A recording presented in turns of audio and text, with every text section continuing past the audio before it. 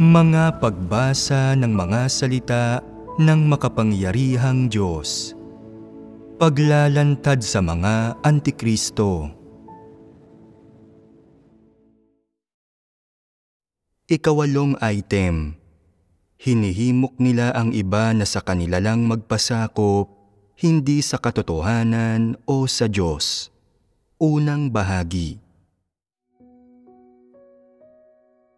Mga pangarap ni Xiaogang. Magsisimula uli ako ngayon sa pagsasabi ng isang kwento. Interesado ba kayong makinig sa mga kwento? May makukuha ba kayo mula sa mga kwento? Nangyayari ang mga bagay-bagay sa mga kwento at naglalaman ang mga bagay-bagay na ito ng mga katotohanan. Ang mga tao sa mga kwento ay nagtataglay ng ilang kalagayan, ilang pagbubunyag at ilang layunin at mga tiwaling disposisyon. Sa katunayan, umiiral ang mga ito sa lahat at konektado ang mga ito sa lahat. Kung nauunawaan at nakikilala mo ang mga bagay na ito sa mga kwento, pinatutunayan nitong mayroon kang espiritual na pangunawa. Sinasabi ng ilang tao na, "Sinasabi mong mayroon akong espiritual na pangunawa. Ibig sabihin ba niyan na isa akong taong nagmamahal sa katotohanan?" Hindi sa ganoon. Dalawang magkaibang bagay ang mga ito. May ilang tao na may espiritual na pangunawa, subalit hindi nagmamahal sa katotohanan. Nakauunawa lang sila at wala ng iba pa, at hindi nila ginagamit ang katotohanan para ihambing sa kanilang sarili o para isagawa ang katotohanan. May espiritual na pangunawa ang ilang tao, at pagkatapos makinig sa mga kwento, natutuklasan nilang may mga katulad silang mga problema at iniisip kung paano makapapasok at kung paano magbabago sa hinaharap. Naisakatuparan ng mga taong ito ang mga ninanais na resulta. Kaya ngayon, magpapatuloy ako sa pagkukwento. Magaan ang paksa at lahat ay gugustuhing pakinggan ito. Nitong nakaraang 2 araw, pinag-iisipan ko kung aling kwento ang magdudulot sa karamihan ng tao na magkamit ng isang bagay at mapatibay pagkatapos nilang pakinggan ito, at maaaring bukod pa rito ay mas malalim na magtanim ng isang aspekto ng katotohanan sa kanila. Gayon din ang bigyan sila ng kakayahang maiugnay ito sa realidad at makinabang mula rito sa pamamagitan ng pagpasok sa isang aspekto ng katotohanan o pagwawasto sa isang uri ng paglihis. Nakaligtaan kong bigyan ng pamagat ang huli kong kwento, kaya't bibigyan natin ngayon ng pamagat ang kwentong iyon. Ano sa tingin ninyo ang dapat itawag dito? Mga espesyal na kaloob. Tanggalin na ang salitang espesyal. Tawagin natin itong mga kaloob. Medyo kakatuwang pakinggan ang salitang espesyal dito at pagtutuunan ito ng pansin ng mga tao. May mas hindi malinaw na kahulugan ang mga kaloob. Kaya, ano ang ikukwento ko ngayon? Ang kwento ngayon ay pinamagatang Mga Pangarap ni Xiaogang. Ang ibig sabihin ng Xiao ay maliit tulad ng alam ninyong lahat, at ano naman ang Gang? Trabaho. Tama. Pagkarinig sa pamagat na ito, dapat ay alam ninyo ang nilalaman ng kwento. Dapat ay malapit na ninyo itong mahulaan. Magsisimula na ako ngayong magkwento. Si Xiaogang ay isang masigasig, palaaral at masipag na binata at medyo matalino siya. Gustong-gusto niyang mag-aral, kaya't natututo siya ng kaunti tungkol sa ilan sa mga sikat na teknolohiya ng kompyuter ngayon at sa sambahayan ng Diyos, natural siyang itinalaga para gampanan ang kanyang tungkulin sa grupong taga-edit ng video.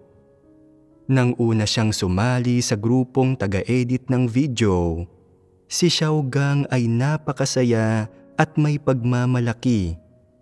Dahil bata pa siya at magaling sa partikular na mga teknolohiya, naniniwala siyang ang paggawa ng video ang kanyang espesyalidad at ang kanya ring libangan at na magagamit niya ang kanyang kadalubhasaan sa pamamagitan ng pagganap ng kanyang tungkulin doon at gayon din ay umunlad sa larangang ito sa pamamagitan ng proseso ng patuloy na pag-aaral. Bukod pa rito, karamihan sa mga taong nakakasalamuha niya rito ay mga kabataan din at gustong-gusto niya ang kapaligiran dito at nasisiyahan sa tungkuling ito. Kaya, bawat araw siyang abala sa pagtatrabaho at sa pag-aaral ng taimtim. Sa ganitong paraan, gumigising ng maaga si Xiaogang para magsimula ng trabaho bawat araw.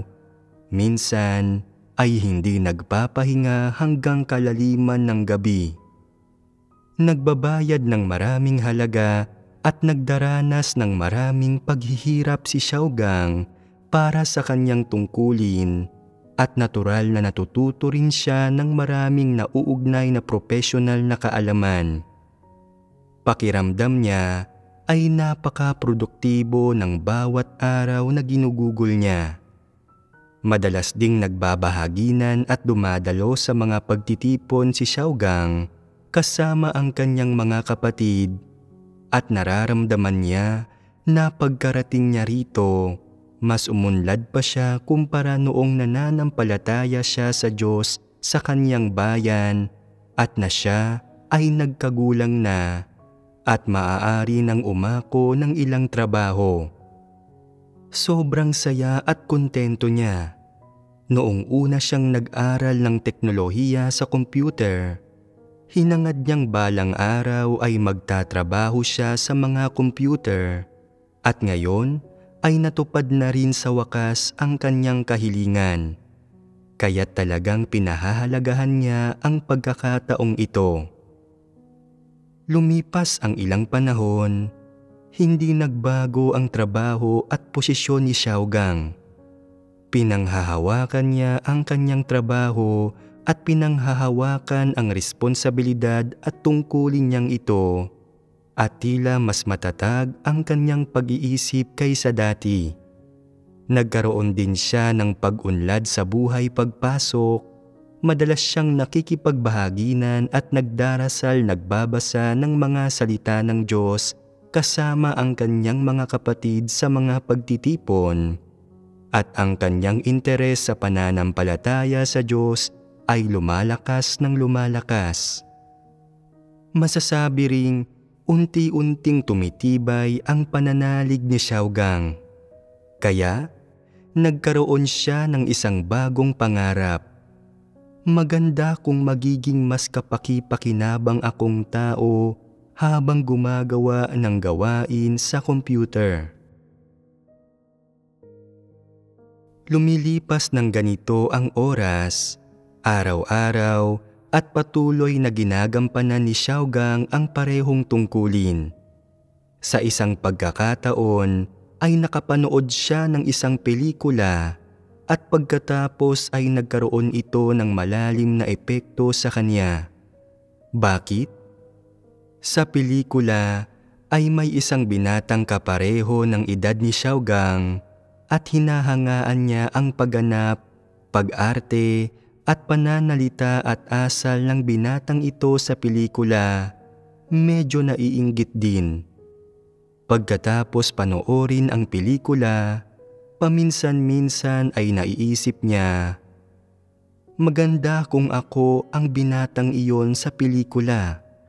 Araw-araw, nasa harap ako ng computer, gumagawa at nag-a-upload ng lahat ng uri ng video at gaano man ako kaabala o kapagod o gaano ako nagsisikap magtrabaho, isa pa rin lang akong manggagawa sa likod ng kamera. Paano malalaman ng sinuman kung gaano kami kasipag na nagtatrabaho? Kung makalalabas ako sa pinilakang tabing isang araw tulad ng binatang iyon sa pelikula at mas maraming tao ang makakakita at makakikilala sa akin, maganda iyon.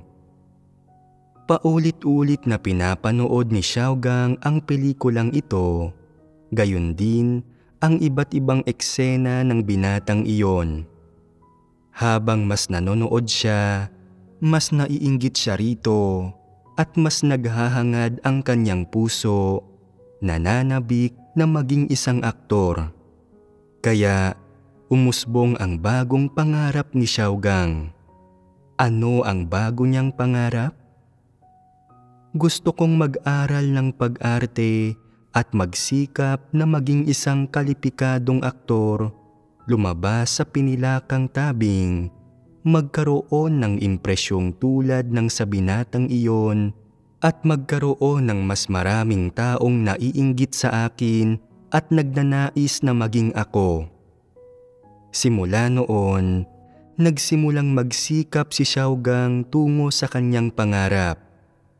Sa kanyang bakanting oras, nag-o-online si Xiaogang at tumitingin sa lahat ng uri ng mga material tungkol sa pag-arte. Nanonood din siya ng lahat ng uri ng pelikula at palabas sa telebisyon, nanonood at nag-aaral ng sabay, habang nagpapantasya ng tungkol sa pagkakaroon ng pagkakataong maging isang aktor. Lumilipas pa rin isa-isa ang mga araw ng ganito. Pinag-aaralan ni Xiaogang ang propesyon ng pag-arte habang pinanghahawakan ang kanyang posisyon. Sa wakas, salamat sa kanyang pagtitiyaga at kasipagan, natutunan ni Xiaogang ang ilang partikular na fundamental ng pag-arte. Natuto siyang gumaya, natuto siyang magsalita at magtanghal sa harap ng iba, at wala siyang kahit katiting na takot sa entablado. Ang paulit-ulit niyang pakikiusap ang sa wakas ay nagbigay sa kanya ng isang pagkakataon. May isang pelikula na nangangailangan ng isang binata para sa papel ng bida. Mula sa audition, napagtanto ng direktor na ang kanyang hitsura, dating at ang kanyang mga batayang kasanayan sa pag-arte ay umaabot sa pamantayan. Kung magsasanay pa siya ng kaunti, siguradong magagawa niya ito. Pagkarinig sa balitang ito, labis na nagalak si Xiaogang at iniisip sa kanyang sarili na, sa wakas, mula sa likod ng kamera ay makikita na ako sa pinilakang tabing. Isa pang pangarap ko ang malapit ng matupad. Pagkatapos ay inilipat si Xiaogang sa pangkat ng mga gumagawa ng pelikula para gampanan ang kanyang tungkulin. Pagkatapos lumipat ni Xiaogang sa pangkat ng mga gumagawa ng pelikula, nagdala ng kasariwaan at kasiglahan sa kanya ang bagong kapaligiran sa pagtatrabaho. Pakiramdam niya ay lumilipas ng napakasaya ang bawat araw at na hindi ito walang sigla, matamlay at mahigpit tulad ng dati dahil nakatira at gumagawa siya roon at marami sa mga bagay na nararanasan niya araw-araw ay lubos na naiiba sa kanyang gawain sa computer. Nakatira siya sa ibang lugar ng trabaho, sa ibang mundo. Sa ganitong paraan, itinuo ni Xiaogang ang sarili sa gawain ng pag-produce ng pelikula. Araw-araw ay abala siya sa pag-arte at pag-aaral ng kanyang mga linya, nakikinig sa tagubili ng direktor at nakikinig sa pagsusuri ng kanyang mga kapatid sa kwento. Para kay Xiaogang, ang pinakamahirap na bahagi ay ang pumasok sa isang karakter, kaya't paulit-ulit niyang sinasaulo ang kanyang mga linya at patuloy na iniisip ang kanyang sariling karakter, kung paano siya dapat magsalita at kumilos, kung paano siya dapat lumakad at tumayo, pati na ang kung paano siya dapat umupo. Kailangan niyang muling matutunan ang lahat ng bagay na ito. Matapos ipagpatuloy ang komplikado at sari-saring gawaing ito sa loob ng ilang panahon, sa wakas ay napagtanto ni Xiaogang kung gaano kahirap maging isang aktor. Araw-araw ay kailangan niyang isaulo ang parehong mga linya. Minsan ay perpekto niyang nabibigkas ang mga ito, subalit pagdating sa aktwal na pagtatanghal, palagi siyang nagkakamali at kinakailangang ulitin ang eksena. Madalas siyang napagagalitan ng direktor dahil ang isa sa kanyang mga kilos o linya ay hindi naaayon sa pamantayan. Kung hindi maganda ang ilan sa sunod-sunod niyang pagtatanghal, isa sa ilalim siya sa pagpupungos at mapapahiya siya, magtitiis ng pagdurusa at makakaakit pa ng mga kakaibang tingin at panunukso. Nahaharap sa lahat ng ito, medyo pinanghihinaan ng loob si Xiaogang. Kung alam ko lang na magiging ganito kahirap ang pagiging aktor sa pinilakang tabing, hindi na sana ako pumunta rito, pero ngayon ay medyo nasa mahirap akong sitwasyon. Nandito na ako, kaya't hindi makatwiran para sa akin na sumuko bago matapos ang paggawa ng pelikula, at walang paraan para sa akin na maipaliwanag ito. Ito ang aking pangarap. Dapat ko itong gawing realidad. Subalit gaano kahaba ang daan? Kaya ko bang magpatuloy? Nagsimulang panghinaan ng loob si Xiaogang. Sa mga sumunod na araw, nahihirapan si Xiaogang na kayanin ang kanyang pang-araw-araw na trabaho at buhay. Ang bawat araw ay mas mahirap tiisin kaysa sa nagdaan, subalit dapat pa rin niya itong tiisin at pilitin ang kanyang sarili na magpatuloy. Tulad ng maiisip ng isang tao, sa pagpapatuloy ay tiyak na magkakaroon ng mga problema si Xiaogang sa iba't ibang aspekto.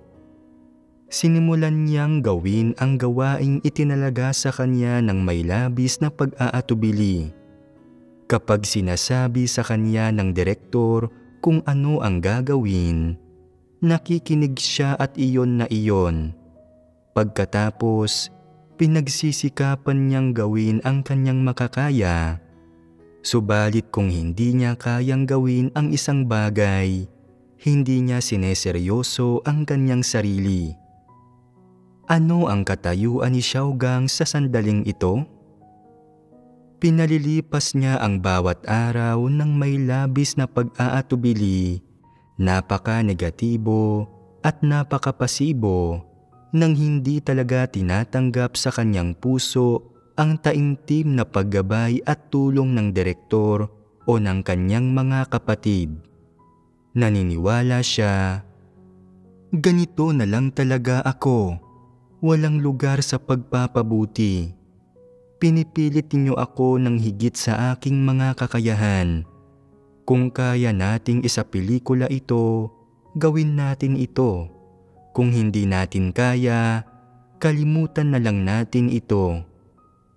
Babalik ako sa aking grupong taga-edit ng video para gawin ang aking tungkulin.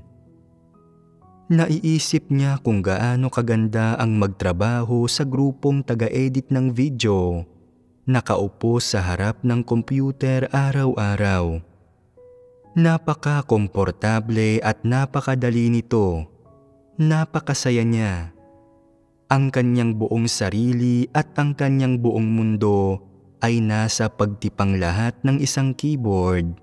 Makukuha niya ang anumang gustuhin niya sa pagpapagana lang ng isang espesyal na epekto. Labis na kaakit-akit ang virtual na mundong iyon kay Xiaogang. Sa sandaling ito, mas lalong nangungulila si Xiaogang sa kanyang nakaraan at sa oras na ginugol niya sa pagganap ng kanyang tungkulin sa grupong taga-edit ng video. Ganito lumipas ang mga araw. Pagkatapos, isang gabi, hindi makatulog si Xiaogang.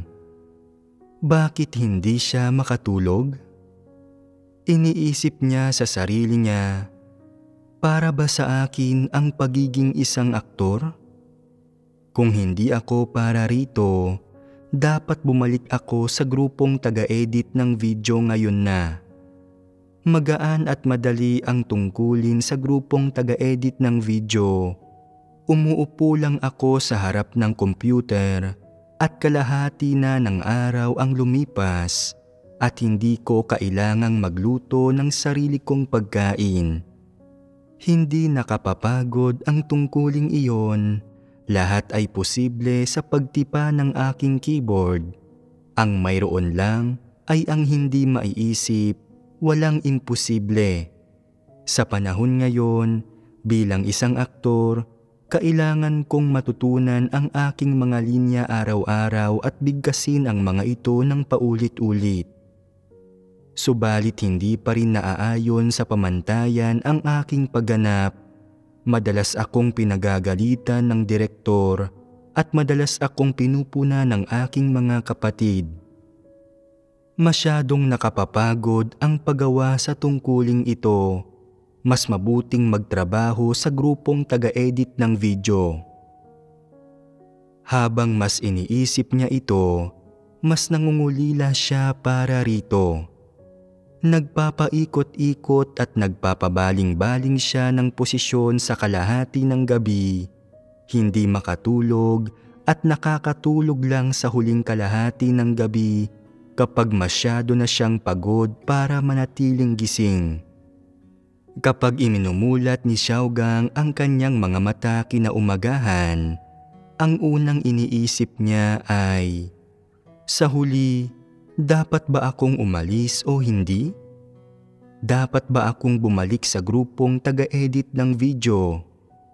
Kung mananatili ako rito, hindi ko alam kung maituturing man lang na naaayon sa pamantayan ang pelikula pagkatapos namin itong kuhanan at sino ang nakakaalam kung gaanong paghihirap ang dapat kong tiisin pansamantala.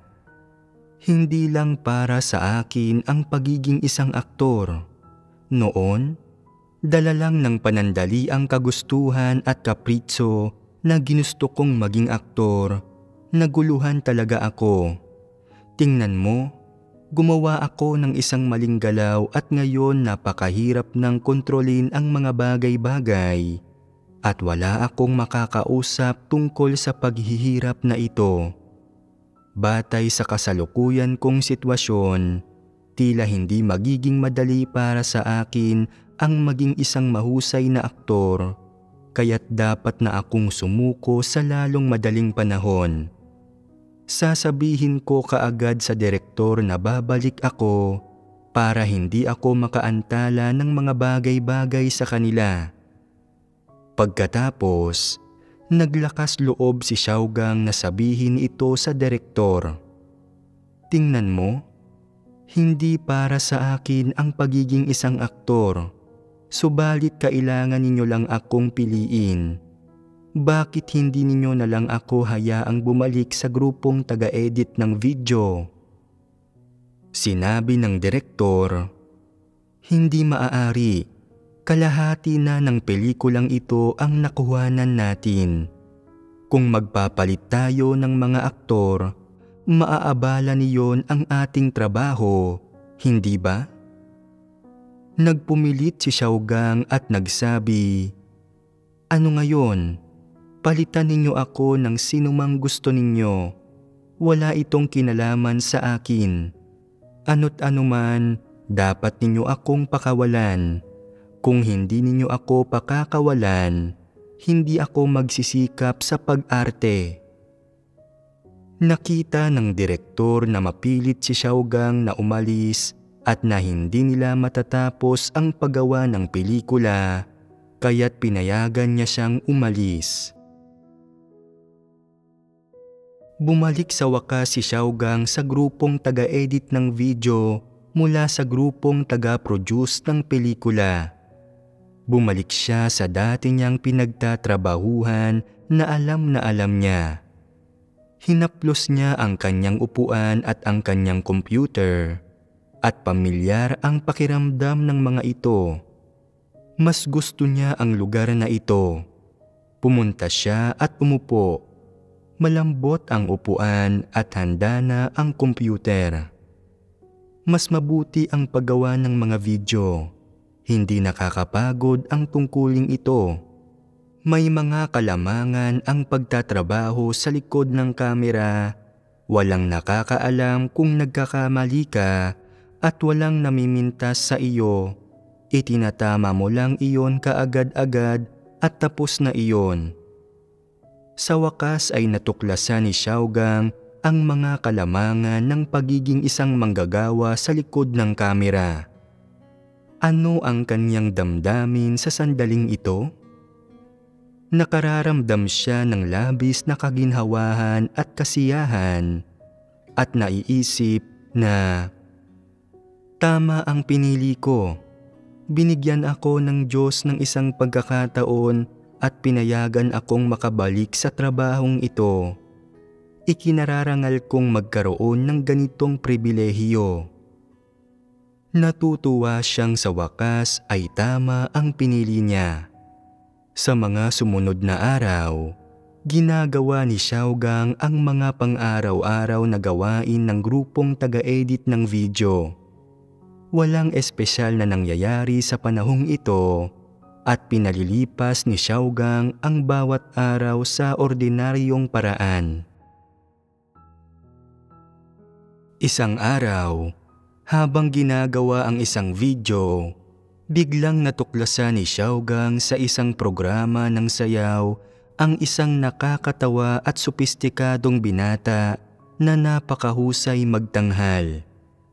Iniisip niya, "Kaedad ko lang siya, paanong marunong siyang sumayaw at ako ay hindi?" Dahil dito, muling natukso si Xiaogang. Anong ideya ang naiisip niya? Nagkaroon ng ideya si Xiaogang na mag-aral ng pagsasayaw.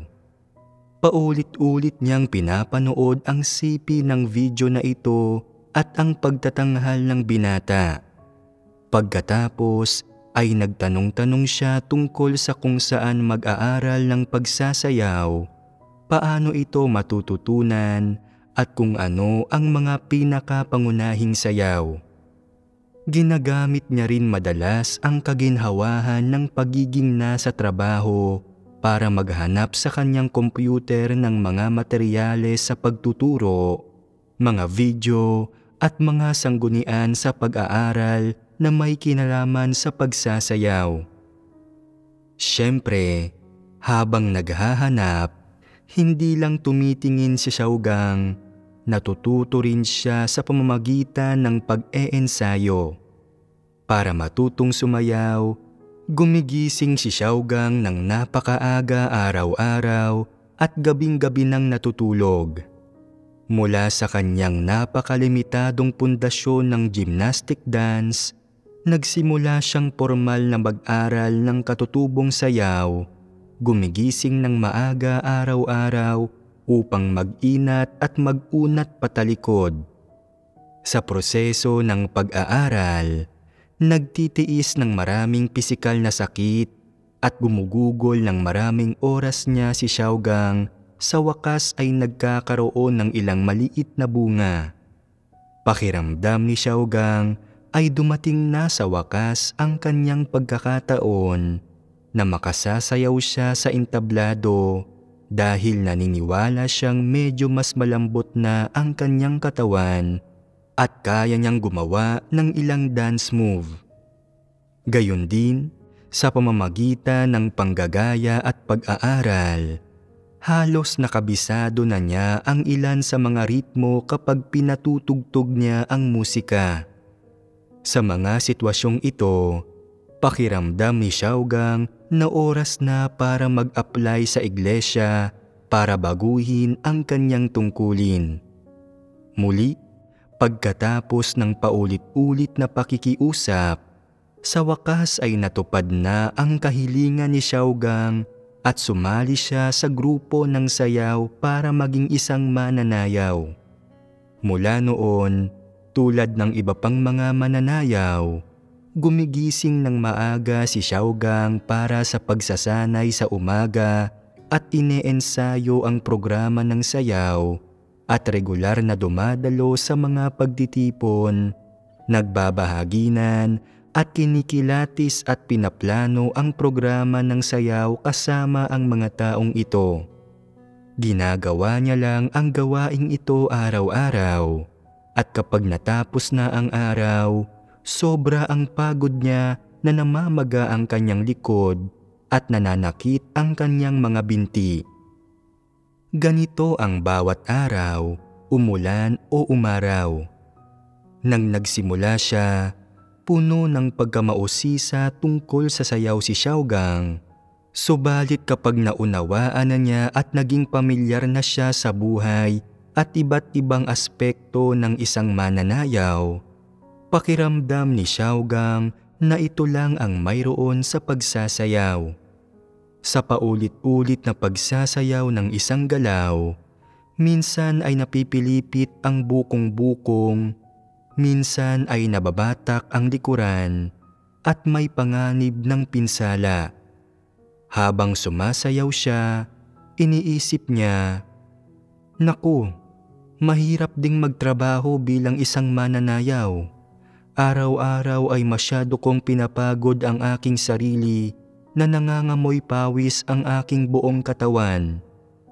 Hindi iyon ganoon kadali. Mas mahirap pa ito kaysa sa paggawa ng video. Hindi, kailangan kong magtiyaga." Sa pagkakataong ito ay hindi siya madaling sumusuko at nagpupursige siya hanggang sa tuluyan siyang makarating sa huling ensayo para sa programa sa sayaw na pagkatapos nito, ang kanilang sayaw ay ipinadala para sa pagsusuri. Sa araw ng pagsusuri, ano ang damdamin ni Xiaogang? Sobrang sabik at puno ng pag-aasam para sa mga resulta ng kanyang pagsisikap na hindi man lang siya kumain ng pananghalian. Nagsikap siya ng husto, hindi ba? Sa wakas, nang inilabas na ang mga resulta, hindi pumasa ang kanilang sayaw sa unang hanay ng mga pagsusuri. Parang kidlat na tumama kay Xiaogang ang balita at ang damdamin niya ay bumagsak sa pinakamababang antas. Napaupo siya sa upuan. "Napakahaba ng ginugol namin sa sayaw na ito at tinatanggihan mo ito sa isang salita lang? May alam ka ba sa pagsasayaw? Sumasayaw kami ng may mga prinsipyo, nagbayad kaming lahat ng halaga at tinatanggihan mo ang aming sayaw ng ganoon lang?" Pagkatapos ay iniisip niya, nasa kamay nila ang desisyon at kung hindi nila aaprubahan ang aming sayaw, kailangan namin itong muling baguhin. Walang sino mang maaaring pangatwiranan tungkol dito. Wala na tayong iba pang magagawa, kaya magsimula tayo ulit.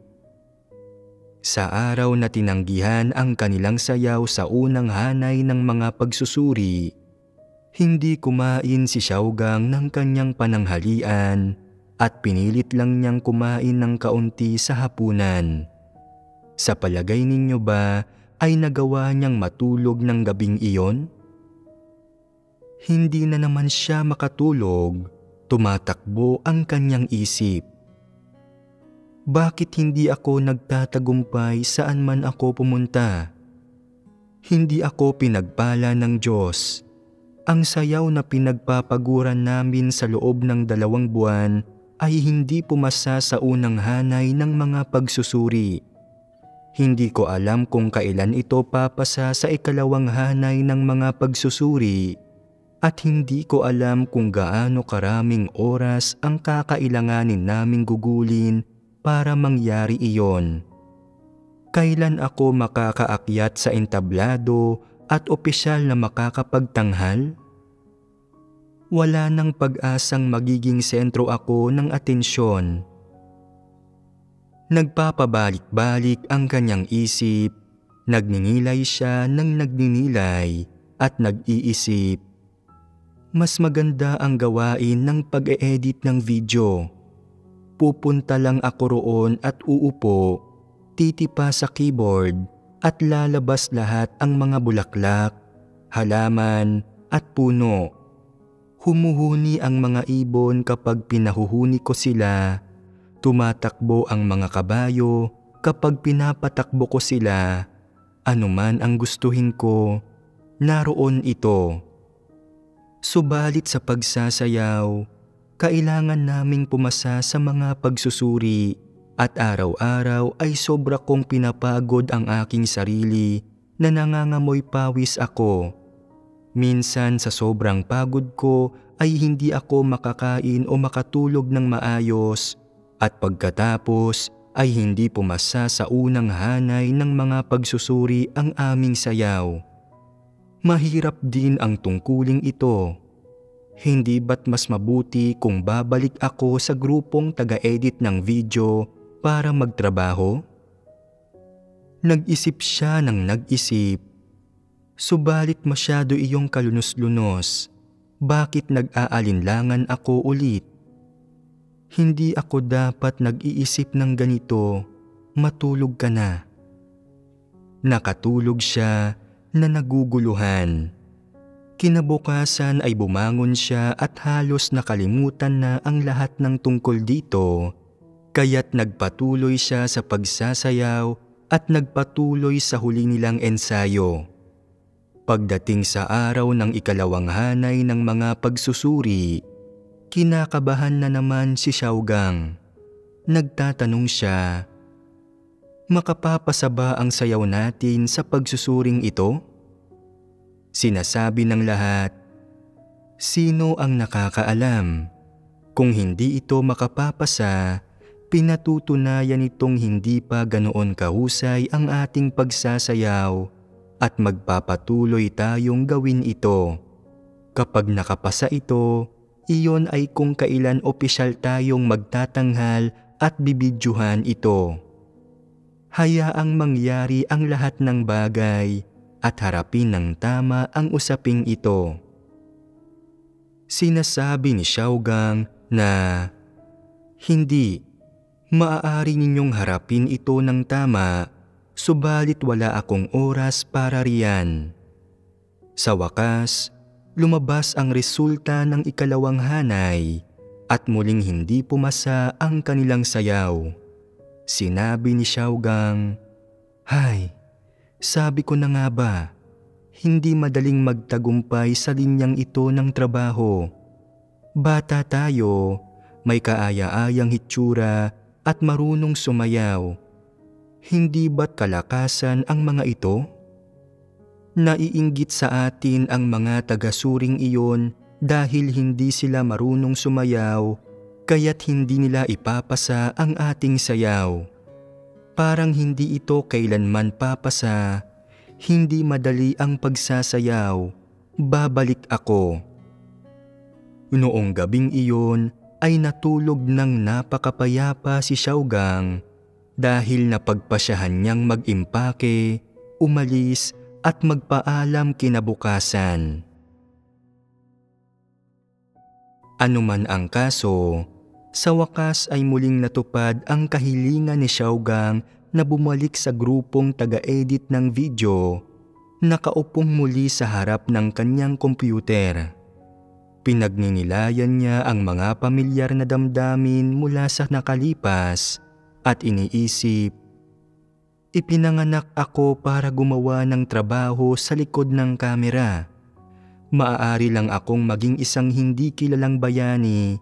Wala akong tsansang mapunta sa entablado o maging sikat sa buhay na ito. Magpapakabait na lang ako at patuloy na titipa sa keyboard. Ito ang aking tungkulin, kaya gagawin ko na lang ang trabahong ito. Pinirmi niya ang kanyang sarili pagkatapos ng lahat ng pabalik-balik na ito. Ang kanyang pangalawang pangarap ay nasira at hindi natupad. Si Xiaogang ay isang masigasig at palaaral na tao at isang masigasig at ambisyosong tao. Sa tingin ninyo ba ay malamang na gustong-gusto niyang umupo sa isang kompyuter at gumawa ng gayong nakapapagod na gawain? Hindi. Malamang na hindi niya ito gugustuhin. Kamakailan, nahumaling si Xiaogang sa pagkanta. Paano siya nagbabago ng napakabilis? Bakit siya nahuhumaling dito? Bakit hindi siya makaiwas sa entablado? May isang bagay na nakatago sa kanyang puso. Sa pagkakataong ito ay hindi siya padalos-dalos na nakiusap na baguhin ang kanyang tungkulin.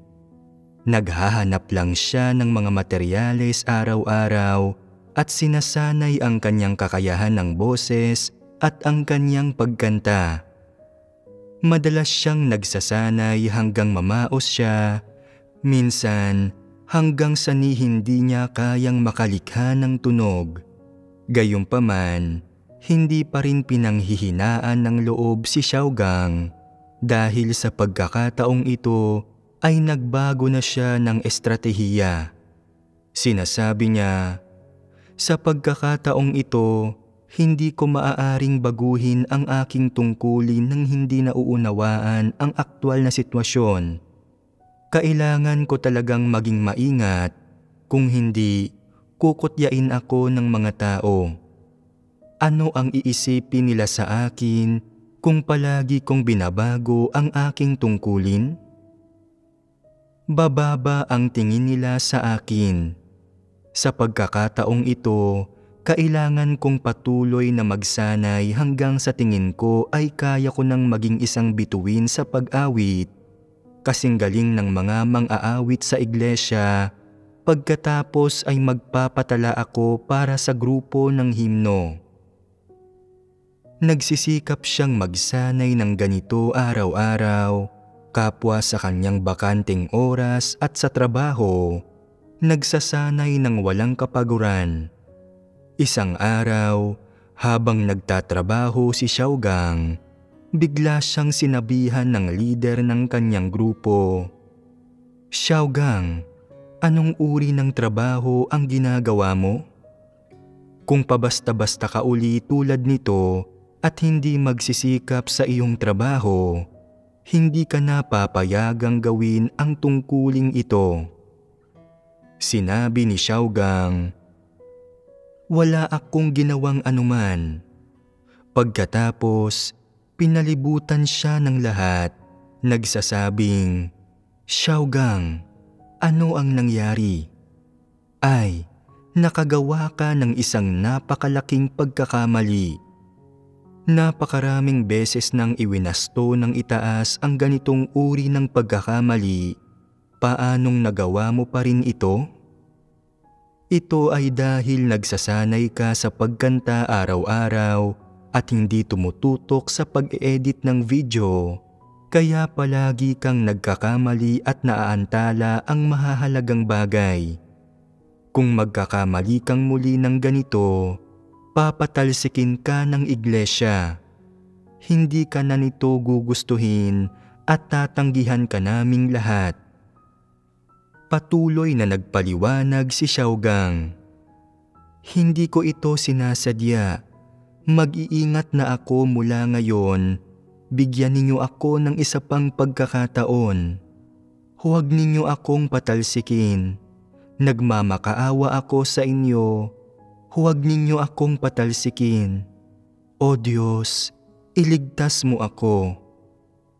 Nang tumawag siya, nakaramdam siya ng isang malaking kamay na tumapik sa kanyang balikat.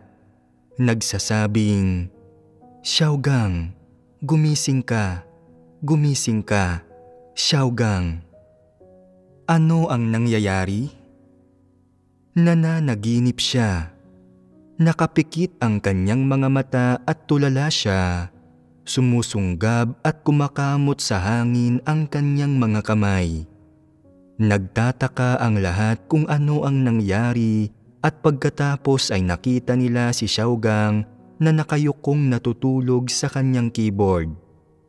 Tinapik siya ng isang kapatid at pagkatapos ng ilang pagtulak ay nagising na rin sa wakas si Xiaogang.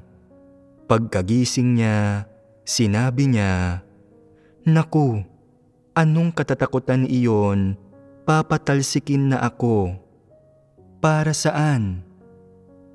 Iniisip ito ni Xiaogang at nakikitang walang nangyari. Lumalabas na panaginip lang talaga iyon. Nagising siya sa takot ng isang panaginip. Iyon ang katapusan ng kwento. Iyon ang mga pangarap ni Xiaogang. Anong problema ang tinatalakay sa kwentong ito? Ang katunayan na madalas na magkasalungat ang mga pangarap at ang realidad. Kadalasan, iniisip ng mga tao na lehitimo ang kanilang mga pangarap, subalit hindi nila alam na hindi talaga magkatulad ang mga pangarap at ang katotohanan. Ang mga pangarap ay paghihinagap mo lang, pansamantalang interes mo lang. Kadalasan, ito ay ang mga kagustuhan, ambisyon at pagnanais ng mga tao na naging mga layunin ng kanilang mga paghahangad. Ganap na salungat ang mga pangarap ng mga tao sa realidad. Kung masyadong maraming pangarap ang mga tao, anong mga pagkakamali ang madalas nilang magagawa? Kakaligtaan nila ang gawain sa harap nila na dapat nilang ginagawa sa sandaling iyon.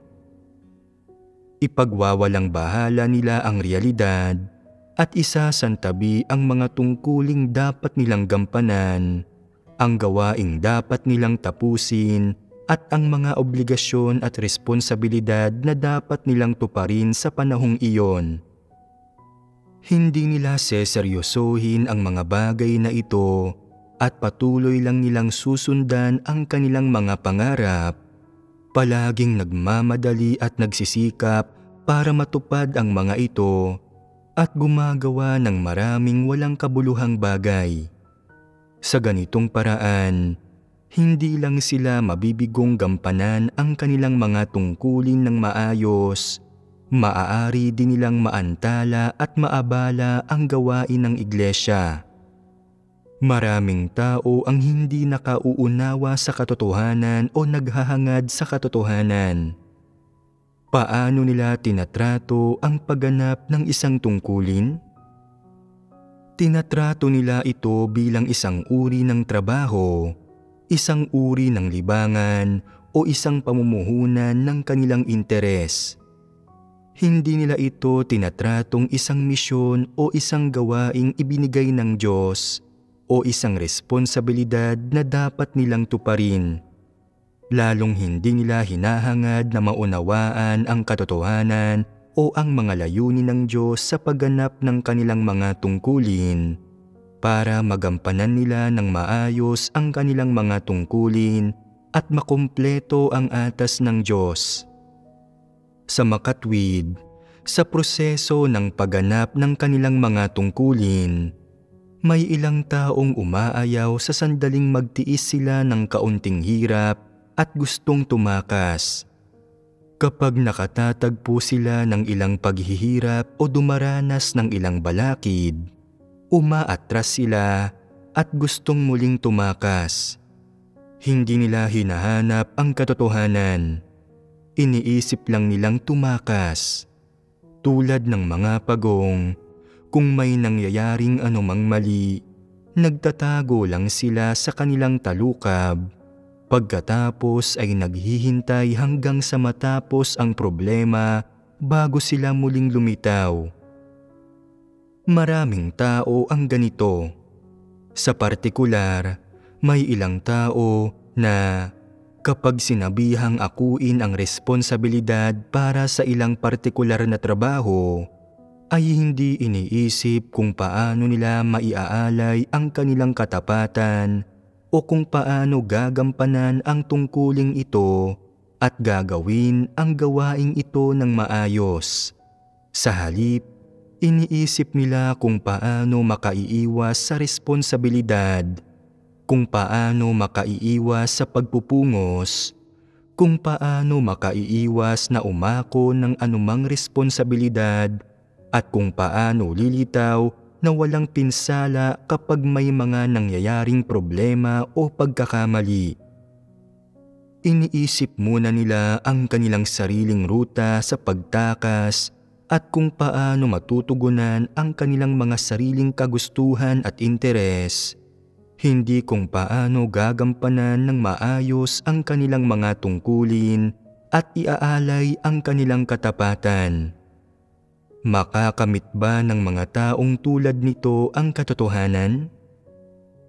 Hindi sila nagsisikap para sa katotohanan at hindi nila isinasagawa ang katotohanan pagdating sa pagganap ng kanilang mga tungkulin. Para sa kanila, palaging mas luntian ang damo sa kabilang bakod. Ngayon, gusto nilang gawin ito. Bukas, gusto nilang gawin iyon at iniisip nilang mas mabuti at mas madali ang mga tungkulin ng lahat ng iba pa kaysa sa kanila. Gayunpaman, hindi sila nagsisikap para sa katotohanan. Hindi nila iniisip kung ano ang mga problema sa mga ideya nilang ito at hindi nila hinahanap ang katotohanan para lutasin ang mga problema. Palaging nakatuon ang isipan nila sa kung kailan matutupad ang sarili nilang mga pangarap, kung sino ang nasa sentro ng atensyon, kung sino ang nakakakuha ng pagkilala mula sa itaas, kung sino ang nagtatrabaho ng hindi pinupungusan at itinataas ang katungkulan. Puno ng mga ganitong bagay ang kanilang isipan. Matutupad ba ng mga tao na laging nag-iisip tungkol sa mga bagay na ito ang kanilang mga tungkulin ng sapat? Hindi nila ito kailanman maisa sa katuparan. Kaya, anong uri ng mga tao ang gumaganap ng kanilang mga tungkulin sa ganitong paraan? Sila ba ay mga taong naghahangad sa katotohanan? Una, isang bagay ang tiyak. Ang mga taong tulad nito ay hindi naghahangad sa katotohanan. Hinahangad nilang tamasahin ang ilang pagpapala, maging sikat at maging sentro ng atensyon sa sambahayan ng Diyos tulad noong nakararaos sila sa lipunan. Pagdating sa diwa, anong uri sila ng mga tao? Sila ay mga hindi mananampalataya. Ginagampanan ng mga hindi mananampalataya ang kanilang mga tungkulin sa sambahayan ng Diyos tulad ng sa paggawa nila sa labas na mundo. May pakialam sila sa kung sino ang itinataas ng posisyon, sino ang nagiging leader ng pangkat, sino ang nagiging leader ng iglesia, sino ang pinupuri ng lahat para sa kanilang trabaho, sino ang itinaas at binanggit. May pakialam sila sa mga bagay na ito. Katulad lang ito sa isang kumpanya.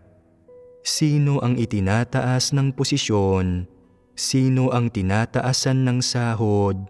Sino ang nakatatanggap ng papuri ng lider? At sino ang nagiging pamilyar sa lider? May pakialam ang mga tao sa mga bagay na ito. Kung hinahanap din nila ang mga bagay na ito sa sambahayan ng Diyos at abala sa mga bagay na ito sa buong araw, hindi ba't katulad sila ng mga walang pananampalataya? Sa diwa, sila ay mga walang pananampalataya. Sila ay mga karaniwang hindi mananampalataya. Anumang tungkulin ang kanilang ginagampanan, magtatrabaho lang sila at kikilos ng pabasta-basta. Anumang sermon ang kanilang naririnig, hindi pa rin nila tinatanggap ang katotohanan at lalong hindi nila isinasagawa ang katotohanan. Nananampalataya sila sa Diyos sa loob ng maraming taon nang hindi dumaranas ng anumang pagbabago, at kahit ilang taon nilang ginagampanan ang kanilang mga tungkulin, hindi nila magagawang ialay ang kanilang katapatan. Wala silang tunay na pananalig sa Diyos, wala silang katapatan, sila ay mga hindi mananampalataya. Natatakot ang ilang tao na umako ng responsibilidad habang ginagampanan ang kanilang tungkulin. Kung binibigyan sila ng iglesia ng isang trabahong gagawin, iisipin muna nila kung hinihingi ng trabaho na umako sila ng responsibilidad, at kung oo, hindi nila tatanggapin ang trabaho. Ang mga kondisyon nila sa pagganap ng isang tungkulin ay, una, na ito ay dapat na isang maluwag na trabaho. Pangalawa, na hindi ito matrabaho o nakapapagod. At pangatlo, na kahit anong gawin nila, wala silang aakuing anumang responsibilidad. Ito lang ang uri ng tungkuling tinatanggap nila.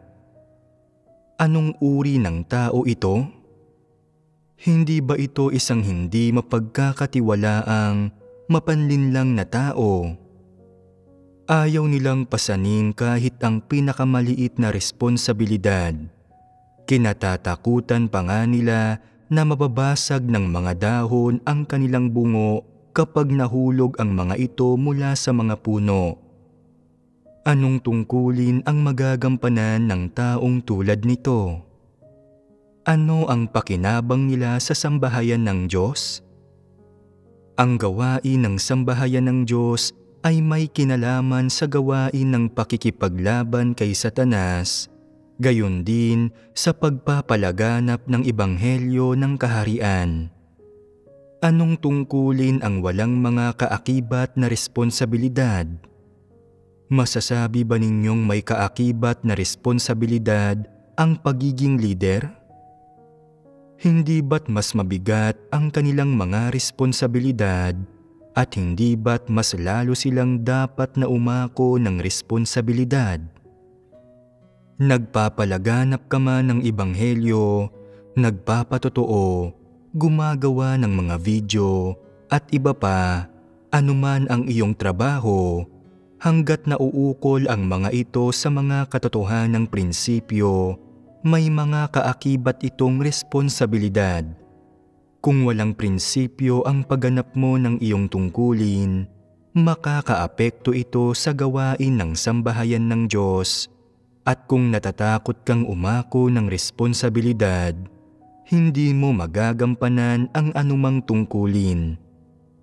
Duwag ba ang isang taong natatakot na umako ng responsibilidad sa pagganap ng kanyang tungkulin o may problema sa kanilang disposisyon? Dapat ay masasabi mo ang pagkakaiba. Ang katunayan ay hindi ito issue ng karuwagan. Kung kayamanan ang habol ng taong iyon, o gumagawa siya ng isang bagay para sa kanyang sariling interes, paanong siya ay napakatapang? Tatanggapin nila ang anumang panganib. Subalit kapag gumagawa sila ng mga bagay-bagay para sa iglesia, para sa sambahayan ng Diyos, wala silang tinatanggap na anumang panganib. Ang gayong mga tao ay makasarili at ubod ng sama, ang pinakataksil sa lahat. Ang sinumang hindi umaako ng responsibilidad sa pagganap ng isang tungkulin ay walang ni katiting na pagiging totoo sa Diyos, lalong wala siyang katapatan. Anong uri ng tao ang nangangahas na umako ng responsibilidad? Anong uri ng tao ang may tapang na magbuhat ng mabigat na pasanin? Ang sinumang nangunguna at buong tapang na humaharap sa pinakamahalagang sandali sa gawain ng sambahayan ng Diyos, na hindi natatakot na magpasan ng isang mabigat na responsibilidad at magtiis ng matinding paghihirap kapag nakita nila ang gawain na pinakaimportante at pinakamahalaga. Iyon ay isang taong tapat sa Diyos, isang mabuting sundalo ni Kristo. Ito ba ay ang kaso kung saan ang lahat ng natatakot na umako ng responsibilidad sa kanilang tungkulin ay ginagawa iyon dahil hindi sila nakauunawa sa katotohanan? Hindi. Isa itong problema sa kanilang pagkatao. Wala silang pagpapahalaga sa katarungan o responsibilidad. Sila ay mga taong makasarili at ubod ng sama, hindi tunay na mananampalataya ng Diyos at hindi nila tinatanggap ang katotohanan kahit kaunti. Dahil dito, hindi sila maliligtas. Ang mga nananampalataya sa Diyos ay dapat magbayad ng malaking halaga para makamit ang katotohanan at makahaharap sila ng maraming balakid sa pagsasagawa nito. Dapat nilang talikuran ang mga bagay-bagay, abandonahin ang kanilang mga makalamang interes, at tiisin ang ilang pagdurusa. Saka lang nila maisasagawa ang katotohanan. Kaya, maisasagawa ba ang katotohanan ng isang taong natatakot na umako sa responsibilidad? Tiyak na hindi niya maisasagawa ang katotohanan, lalong hindi ang makamit ito. Natatakot siyang magsagawa ng katotohanan na makaranas ng kalugihan sa kanyang mga interes. Natatakot siyang mapahiya sa panghahamak at sa panghusga at hindi siya nangangahas na magsagawa ng katotohanan. Dahil dito, hindi niya ito makakamit at gaano karaming taon man siyang nananampalataya sa Diyos, hindi nila makakamit ang kanyang kaligtasan. Ang mga kayang gumanap ng isang tungkulin sa sambahayan ng Diyos ay dapat na mga taong ang pasanin ay ang gawain ng iglesia, na umaako ng responsibilidad, na pinaninindigan ang mga katotohanang prinsipyo, at kayang magdusa at magbayad ng halaga. Kung ang isang tao ay nagkukulang sa mga larangang ito, hindi siya karapat-dapat na gumanap ng isang tungkulin at hindi niya tinataglay ang mga kondisyon para sa pagganap ng tungkulin. Maraming tao ang natatakot na umako ng responsibilidad sa pagganap ng isang tungkulin. Naipamamalas ang kanilang takot sa tatlong pangunahing paraan. Ang una ay na pinipili nila ang mga tungkulin na hindi nangangailangang umako ng responsibilidad.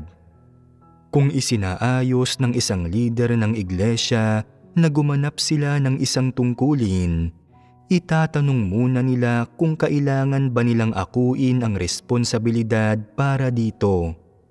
Kung oo, hindi nila ito tinatanggap.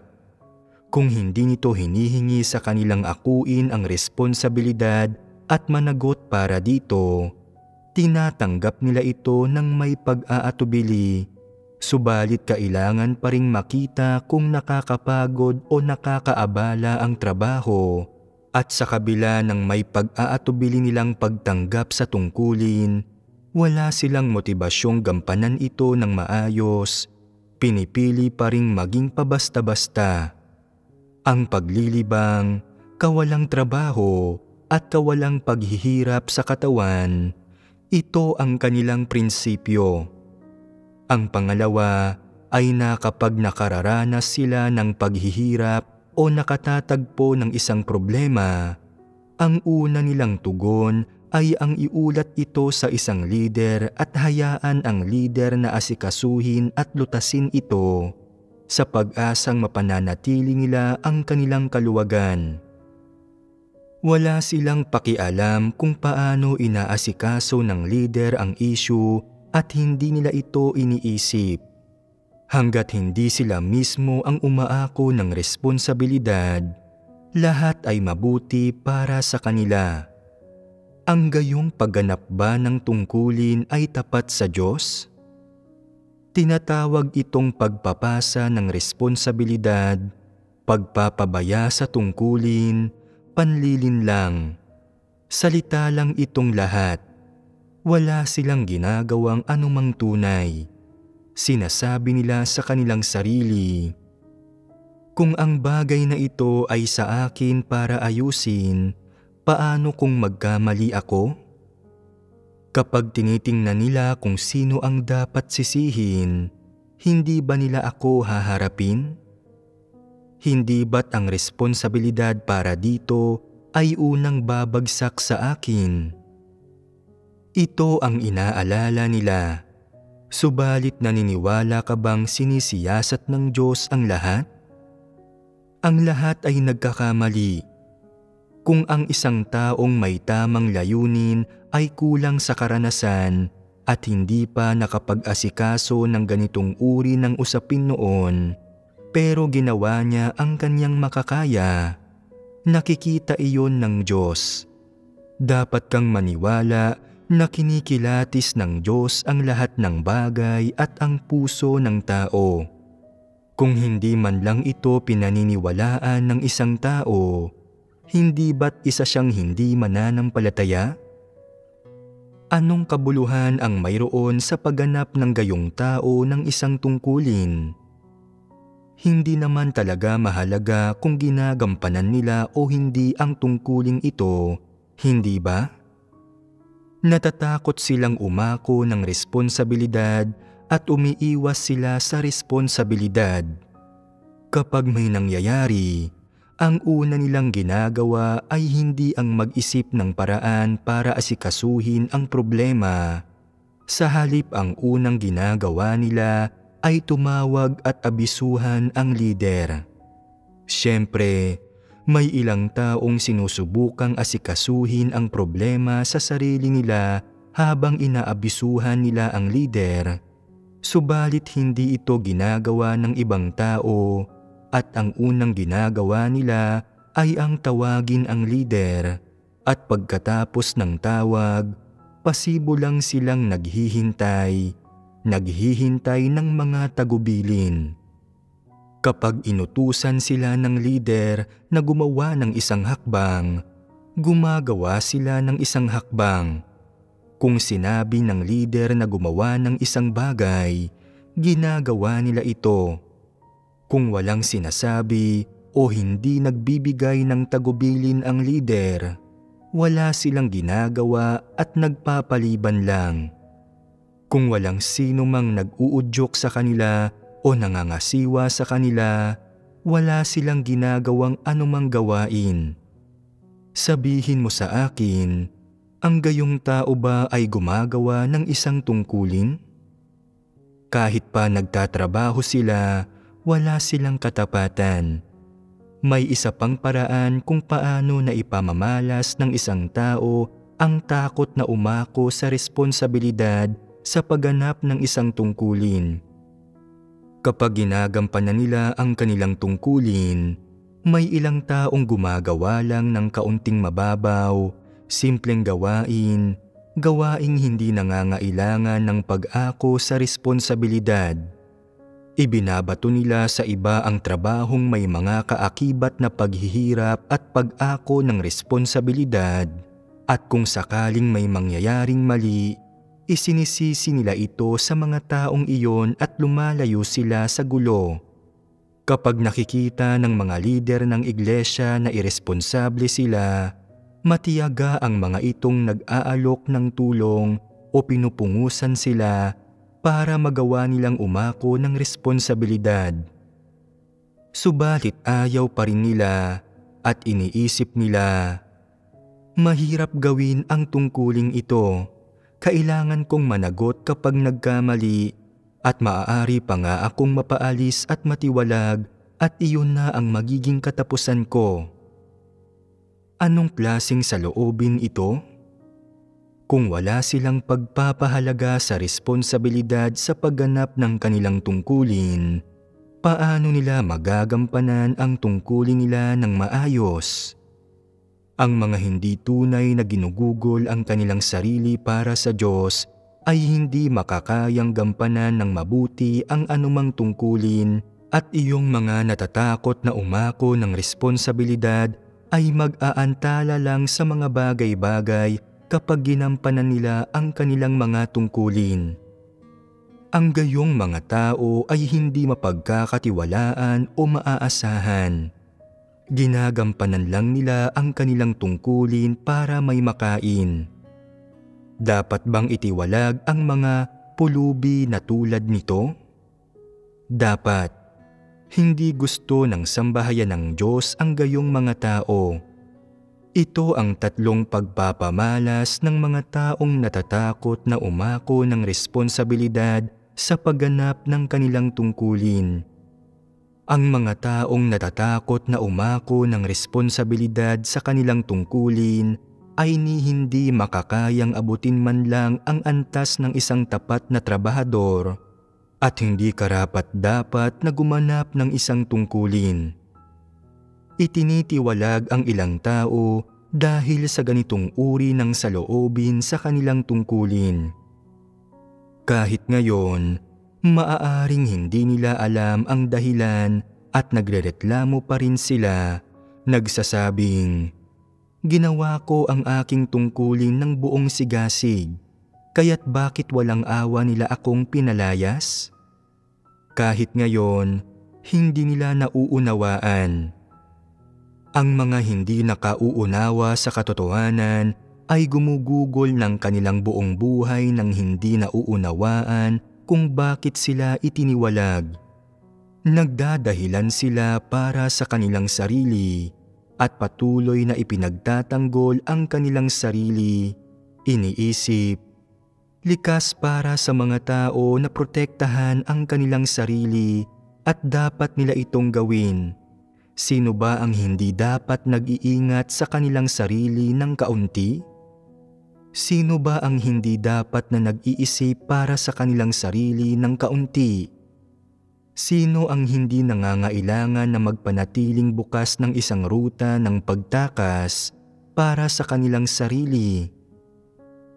Kung pinoprotektahan mo ang iyong sarili sa tuwing may mangyayari sa iyo at nag-iiwan ka para sa iyong sarili ng isang ruta ng pagtakas, isang madayang pamamaraan, isinasagawa mo ba ang katotohanan? Hindi ito pagsasagawa ng katotohanan. Pagiging mapanlin lang ito. Gumaganap ka ngayon ng iyong tungkulin sa sambahayan ng Diyos. Ano ang unang prinsipyo sa pagtupad ng isang tungkulin? Ito ay nakailangan mo munang gampanan ang tungkuling iyon ng buong puso, lubos na pagsikapan, at protektahan ang mga interes ng sambahayan ng Diyos. Ito ay isang katotohanang prinsipyo, isa na dapat mong isagawa. Ang pagprotekta sa sarili sa pamamagitan ng pag-iiwan para sa sarili ng isang ruta ng pagtakas, isang madayang pamamaraan, ay ang prinsipyo ng pagsasagawa na sinusunod ng mga walang pananampalataya at ang pinakamataas nilang pilosopiya. Ang pagsasaalang-alang sa sarili muna sa lahat ng bagay at ang paglalagay sa sariling interes bago ang lahat. Hindi iniisip ang iba, Hindi nagkakaroon ng kaugnayan sa mga interes ng sambahayan ng Diyos at mga interes ng iba. Iniisip muna ang mga sariling interes at pagkatapos ay nag-iisip ng isang ruta sa pagtakas. Hindi ba't iyon ay kung ano ang isang walang pananampalataya? Ito eksakto ang isang walang pananampalataya. Ang ganitong uri ng tao ay hindi karapat-dapat na gumanap ng isang tungkulin. May ilang tao pa ring tulad ni Xiaogang na mula sa kwento, isa siyang tipikal na halimbawa. Wala silang nagagawang anuman sa praktikal na pamamaraan. Gusto nilang makaiwas sa gulo sa lahat ng kanilang ginagawa. Ayaw nilang makaranas ng kahit kaunting paghihirap o pagkabigo. Kailangang maginhawa ang kanilang laman. Dapat na nakakakain at nakatutulog sila sa mga regular na oras at hindi sila dapat nahahanginan o nabibilad sa araw. Bukod pa rito, hindi sila umaako ng anumang responsibilidad sa kanilang trabaho. Ang ginagawa nila ay dapat isang bagay na gusto nila, isang bagay kung saan sila mahusay, isang bagay na bukal sa loob nilang gawin. Kung hindi nila ginagawa ang gusto nila, wala silang kahit katiting na pagsunod. Palagi silang pabago-bago ng plano at nagdadalawang isip. Hindi sila kailanman nakatuon sa kanilang ginagawa. Palagi silang may isang paa sa loob at isang paa sa labas. Kapag nagdurusa sila, gusto nilang umatras. Hindi nila matiis ang mapungusan. Hindi sila maaasahan sa matataas na hinihingi. Hindi nila kayang magdusa. Ang kanilang ginagawa ay ganap na nakasalalay sa kanilang sariling interes at sa kanilang sariling plano. Wala sa kanilang kahit katiting na pagsunod. Kung hindi kayang hanapin ng ganitong uri ng tao ang katotohanan at pagnilayan ang kanyang sarili, mahirap baguhin ang mga pagsasagawa at tiwaling disposisyong ito. Ang pagganap ng isang tungkulin bilang isang mananampalataya ng Diyos ay nangangailangan ng kahit man lang kaunting katapatan. Sa tingin mo ba ay tapat ang mga taong ito? Kapag kinakailangan ng seryosong pagsisikap, naduduwag sila. Wala silang ni katiting na sinseridad. Malaking abala at mahirap itong harapin. Pakiramdam nila ay napakahusay nila at pakiramdam nila ay nagawan sila ng pagkakamali kahit nang tinanggal o pinungusan sila. Malaking abala kung hindi hinahanap ng mga tao ang katotohanan o pumapasok sa katotohanang realidad. Sapat na iyon para sa paksang ito.